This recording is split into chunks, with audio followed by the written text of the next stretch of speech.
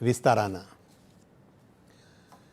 राज्यातल्या 29 महानगरपालिकांचे निकाल जवळपास हाती आले असून 29 पैकी 21 पेक्षा जास्त महापालिकांवर भाजपा आणि महायुतीचं वर्चस्व मिळवलं आहे।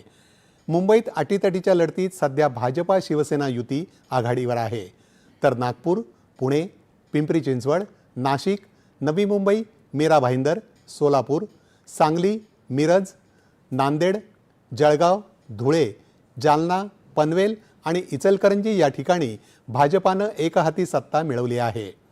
देवेंद्र फडणवीस यांच्या नेतृत्वाखाली भाजपानं पुन्हा एकदा विकासाच्या अजेंड्यावर सर्वात मोठा पक्ष असल्याचं सिद्ध केलं आहे। ठाण्याचा गड एकनाथ शिंदे यांनी राखला आहे, तसंच कल्याण, डोंबिवली आणि उल्हासनगरमध्येही युतीला यश मिळालं आहे। लातूर आणि भिवंडी निजामपूर महापालिकेत काँग्रेस आघाडीवर आहेत, तर परभणीमध्ये उद्धव ठाकरे यांच्या पक्षाला यश मिळालं आहे। कोल्हापूरमध्ये अटीतटीच्या लढतीत महायुतीनं बहुमत मिळवलं आहे। छत्रपती संभाजीनगरमधल्या बहुरंगी लढतीत भाजपा सर्वात मोठा पक्ष ठरला आहे।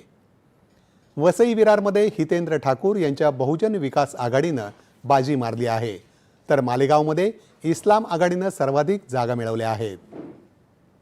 विदर्भात नागपुरात भाजपानं निर्विवाद वर्चस्व राखलं आहे, मात्र अमरावती, अकोला आणि चंद्रपूरमध्ये अटीतटीच्या लढतीत काँग्रेस आणि इतर पक्षांना यश मिळताना दिसत आहे।